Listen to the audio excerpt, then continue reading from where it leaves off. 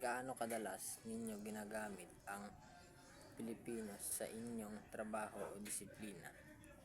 Sa pang-una po ay madalas ko itong ginagamit sa pang-araw-araw na komunikasyon at talakayan.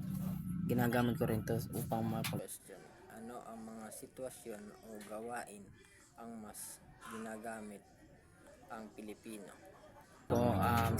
sa pakikipag-usap sa klase, sa aking kagrupo, sa work at pagpapaliwanag ng aking mga For question. Mayroon bang mga termolohiyang Pilipino na ginagamit ninyo sa araw-araw? ito po ay nakakatulong ito para mas madaling maunawaan ang mga konsepto. Kakulangan ng teknikal na termino at minsan kalituhan sa pagsasalin. Number 5 question.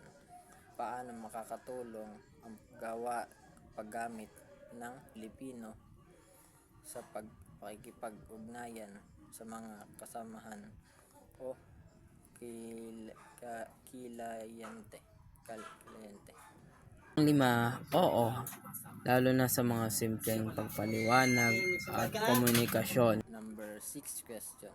Sa iyong opinion, dapat mas palawagin ang mga paggamit ng Pilipino sa inyong disiplina. Bakit? Mas nagiging malinaw at komportable ang usapan nila. 7 question. Ano ang mga paraan upang mas mapadali o mapabuti ang paggamit ng Pilipino sa iyong larangan? Ang 7 naman ay oo, para mas maging epektibo at inklusibo ang komunikasyon. Question. Nakakaranas ba kayo ng kalituhan o hindi pagkakaintindihan kapag gumagamit ng Pilipino, kwentuhan o akademikong konsepto?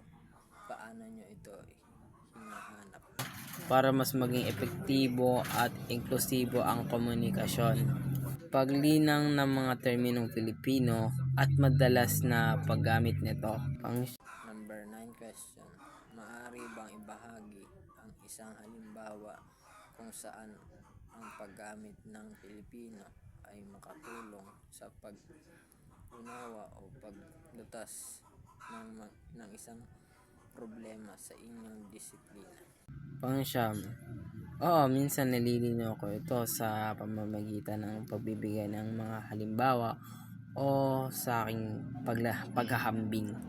At ikasampu, mas naunawaan ng grupo ang isang mahirap na konsepto nang ipapaliwanag ito sa Pilipino kaysa sa Ingles.